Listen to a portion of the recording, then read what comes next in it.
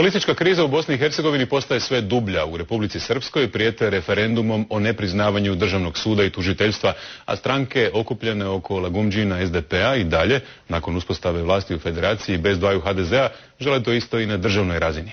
S druge pak strane, Čović i Ljubić na Hrvatskom narodnom saboru u Mostaru traže novi ustav i novi teritorijalni ustroj s hrvatskim entitetom ili pak federalnom jedinicom. Gdje izlazi iz ove pat pozicije? Hrvatski narodni sabor odgovor je na majorizaciju Hrvata u Bosni i Hercegovini i izbacivanje iz vlasti dvaju HDZ-a koji su, kako tvrde, imali većinsku hrvatsku potporu na prošlim izborima. No nitko ne zna što znači rezolucija kojom se traži federalizacija države i uspostava Hrvatske federalne jedinice, te koja bi područja obuhvaćala. Hrvati središnje Bosne, ali i drugih područja ne žele ostati izvan tog mogućeg entiteta. Ni u kom slučaju se ne smije desiti da se bilo kakvi razgovori, pregovori, bilo kakvo donošenje odluke o novom nekom entitetu ili bilo kakvoj federalnoj jedinici razgovara bez Hrvata središnje Bosne. Nakon teških ratnih stradanja Hrvati središnje Bosne doživjeli su snažan gospodarski uspon. Kažu, to im je jedino jamstvo opstanka na ovim područjima. Danas ipak sa zebnjom gledaju na rasplet bosansko-hercegovačke političke drame. Mi ovdje imamo i određeni strah od zahtjeva za, opet kažem kako ko, ali ja vjerujem da velika većina naroda ima strah, Hrvata ima strah kada je u pitanju treći entitet. Bojimo se šta je to treći entitet. Bez opće nacionalnog konsenzusa, tvrde mnogi, Hrvati u Bosni i Hercegovini neće moći ostvariti jednakost i nacionalna prava. Mi Hrvati u Bosni i Hercegovini nismo još definirali šta je to nacionalni interes Hrvata u Bosni i Hercegovini. Hrvatski narodni sabor nije okupio sve političke stranke, intelektualce, a i crkva se drži pomalo po strani. Ipak trebamo pokazati zajedništvo, pa onda otkriti šta nam je dobro, jer ovako uvijek ćemo imati neki otpora, kao nisu bile sve hrvatske stranke ovo ono, ali žao mi Hrvati smo izgleda takvi da nam ne treba neprijatelj kad imamo sami sebe. Iako predsjednik Republike Srpske Milorad Dodik podupire ideje Hrvatskog narodnog sabora, protivi se izmjeni granica svog entiteta, kojem je Dejtonskim sporazumom pripala i Bosanska Posavina, na čijem je području živjelo 100.000 Hrvata. A gost trećeg dnevnika je predsjednik predsjedništva Hrvatskog narodnog sabora koji nas čeka u mostarskom studiju, Dragan Čović. Dobro večer, dobrodošli. Dobro večer, bolje vas našao. Gospodine Čoviću, predsjednik socijalista u Europskom parlamentu Martin Schulz danas je izjavio da uspjeh Bosne i Hercegovine kao održive zemlje ovisi o njezinom unutarnjem preustroju i to u smislu federalizacije. Koliko je izgledna ta Hrvatska federalna jedinica ili je to puka fikcija za sad? Pa ja sam siguran da je izvjesno i drago mi je da evo i socijalisti Europe to razumiju kao realno rješenje za prilike u Bosni i Hercegovini. Ono što radimo zadnjih nekoliko godina šaljemo upravo poruku da ovakva Bosna i Hercegovina neupravljiva, neodrživa, da nema svoju europsku budućnost i da će biti produkt stalnih, socijalnih, ekonomskih, odnosno političkih kriza. S te strane mi smo i poslali vrlo jasnu poruku da želimo Bosnu i Hercegovinu preurediti po mjeri čovjeka, po mjeri između ostalog hrvatskog naroda kako bi dobili apsolutnu ustavnu jednakopravnost Hrvata, Bošnjaka, Srba i svih građana u Bosni i Hercegovini i na tragu toga, zbog svega onog što imamo danas na sceni, smo i organizirali Hrvatski narodni sabor prije 2 dana. Dobro, može li se ponoviti povijest? Može li visoki predstavnik međunarodne zajednice poništiti odluke Hrvatskog narodnog sabora od utorka? Pa ja mislim da ne može niti ima razloga za tako nešto. Hrvatski narodni sabor je izraz volje svih onih koji su birani na općim i lokalnim izborima u protekle 2 godine. Ovaj put nam ne može niko kazati da nemamo jedinstvo hrvatskog naroda, jer okupilo se 10 stranaka i više od 92 do 93% onih koji je birao hrvatski narod na lokalnim i općim izborima. To je jedna zavidna razina usuglašenih stajališta i zbog toga sam ja prezadovoljan onim što smo uradili na Hrvatskom narodnom saboru. Poslali smo vrlo jasnu poruku. Hrvatima u Bosni i Hercegovini danas nije dobro, Hrvati se žele majorizirati, Hrvati se žele staviti u poziciju građana drugog reda, Bosna i Hercegovina se želi organizirati kao unitarna ili centralizirana država i naravno da je ovo najbolji način da pošaljemo poruku da na taj način nećemo riješiti pitanja Bosne i Hercegovine. A kako ćete ih riješiti? Kako ćete ih, hoće li to biti neki građanski neposluh? A ne, građanski neposluh, odnosno neposluh između izvršne zakonodavne vlasti i svih oni koji biraju tu vlast postoji u kontinuitetu, to je pravilo ponašanja u Bosni i Hercegovini već 15 godina.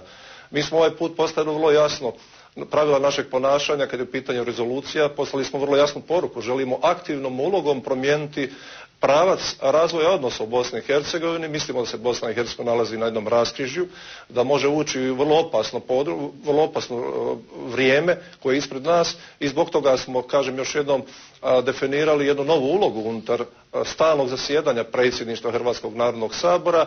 Definirali smo i glavno vijeće kojim želimo vrlo jasno imati jednu koordinirajuću političku ulogu unutar općinskih, odnosno županijskih struktura vlasti, tamo gdje žive Hrvati, kako bi vrlo jasne poruke mogli slati sa tih područja, kakva nam Bosna i Hercegovina treba, kako treba rješavati životne probleme naših ljudi, odnosno skrenuti pozornost, i u tome smo uspjeli, na poziciju Hrvata u Bosni i Hercegovini kod svih onih prijatelja Bosne i Hercegovine izvan naših područja. Spominjete opasne situacije. Nedavno je u središtu Tomislavgrada ubijen potpredsjednik HSS-a Ante Malić. Pod automobil HDZ-ova zastupnika u Zenici Ive Tadića postavljena je eksplozivna naprava.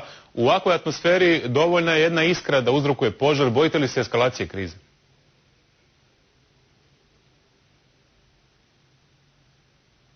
Gospodine Čoviću, čujete li me? Imamo neki tehničkih problema u kontaktu s Mostarom. Nažalost, veza je se prekinula sa vama, tako da vas ja dalje ne čujem. Zahvaljujem gospodinu Čoviću na ovom uključenju iz Mostara. Mi idemo korak dalje.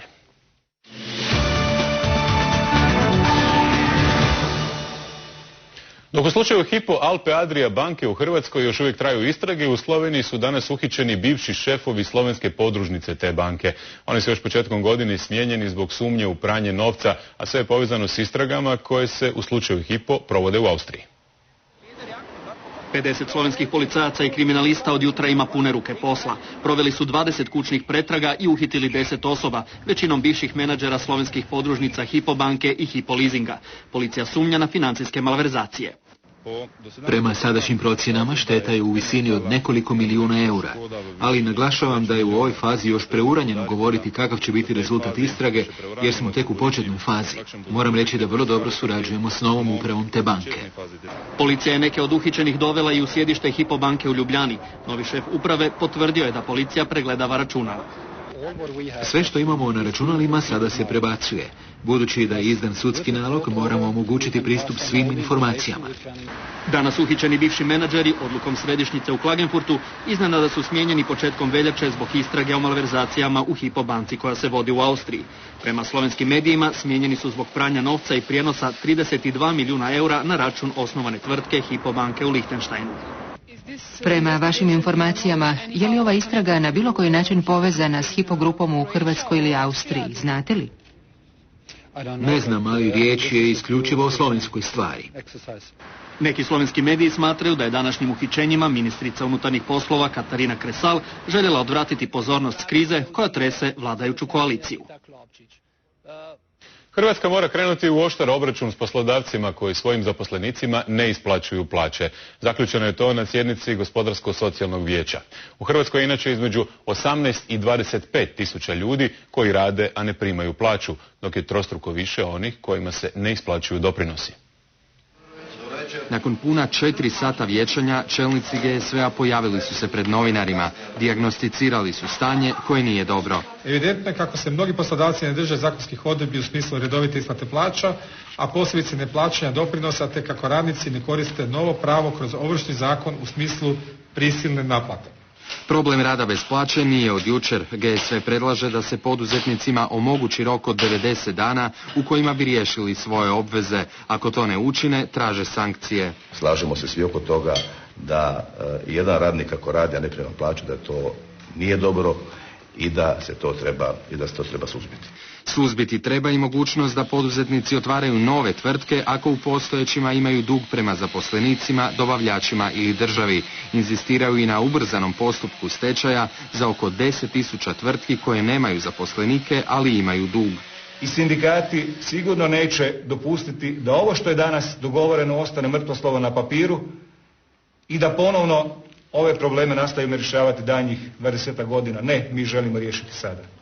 U GSV-u se nadaju da će ove mjere pomoći rješavanju nelikvidnosti, koja trenutačno iznosi čak 39 milijardi kuna i dalje raste. Hoće li zrakoplovi Croatia Airlinesa biti prizemljeni uoči početka turističke sezone? Sindikati su u pregovorima s upravom kompanije o novom kolektivnom ugovoru najavili štrajk pilota ako se ne prihvate njihovi zahtjevi. Štrajk kabinskog osoblja Croatia Airlinesa lani u srpnju urodio je potpisivanjem kolektivnog ugovora, no on je početkom ove godine istekao, a pregovori o novom nisu uspjeli. Najavljen je novi štrajk. Ovoga puta stjuardesama bi se pridružili piloti, mehaničari, inženjeri i administrativno osoblje. Radimo puno radno vrijeme za pola plaće, tvrde u sindikatu. Pravo na stanku, pravo na hitan prekovremeni rad. Sve što imaju svi drugi radnici u Republici Hrvatskoj zagarantirano Zakonom o radu. Na nas se u Croatia Airlines, nažalost, taj Zakon o radu ne primjenjuje. Iz uprave Croatia Airlinesa poručuju: ne želimo polemizirati putem medija. Smatramo da je u ovom trenutku potrebno učiniti sve kako bi se izbjeglo ponavljanje prošlogodišnjeg scenarija, prema kojem je Croatia Airlines zbog sindikalne akcije, koja je ciljano organizirana u periodu bolje popunjenosti zrakoplova, pretrpjela znatne gubitke. Za postizanje dogovora ostalo je još 10-ak dana. U suprotnom, 6 sindikata najavljuje generalni štrajk. A gost trećeg dnevnika je Vedran Sović, potpredsjednik Hrvatskog sindikata prometnih pilota, ujedno i zastupnik koordinacije sindikata. Dobro večer, Dobro večer, hvala vam na pozivu. Gospodine Soviću, što konkretno tražite od uprave? Je li taj štrajk uoči turističke sezone, dakle koliko, za 20-ak dana izgledan? Konkretno tražimo od naše uprave da konačno počne prihvatiti sindikate kao ravnopravne partnere i da se dogovorimo oko kolektivnog ugovora, jer je naš najveći problem što kolektivnog ugovora nema i naša uprava jednostranim aktima regulira naše prava. Trenutno na gore. To je naš najveći problem i to tražimo od uprave. A sad, da li je štrajk izgledan? Mi smo kao mogući datum štrajka najavili 13.5. i radit će se o generalnom štrajku svih sindikata Croatia Airlines, naravno ukoliko do njega dođe. Mi se možemo do tog vremena i dogovoriti bez problema. Ja sam zvao ovdje predstavnike i uprave Croatia Airlinesa, nisu se odazvali, kažu neće dok traju pregovori. Međutim, je li istina informacija da tražite godišnji odmor u bloku od 14 dana u srcu turističke sezone, kad u stvari kompanije zarađuju najviše novca? Blok od 14 dana je pilotima bio garantiran još od kad se Croatia Airlines zvala za GAL i nikad nije bilo problema sa tih 14 dana i uvijek se odradilo i nikad nije bilo manjka pilota i uopće nije nikad postavljen kao sporan tih naših 14 dana između svibnja i konkurenti koji danas lete u sezoni, ne znam, Germanwings, EasyJet, to nemaju, je li tako? Ne, oni imaju više od nas. Više imaju od nas? Da. Je li točan podatak da vam je norma 70 sati mjesečno? Koliko je to? 3 sata? Pazite, radi se ne o 70 radnih sati, nego o 70 sati letenja. Na primjer, danas je jedan moj tipičan dan na kojem sam bio 5,5 radnih sati. Znači 5,5 sati sam bio na poslu i na dužnosti, međutim od tih 5,5 sati sam svega sat i 50 proveo u letu. I na to se odnosi tih 70 sati. Konkretno danas za Beč.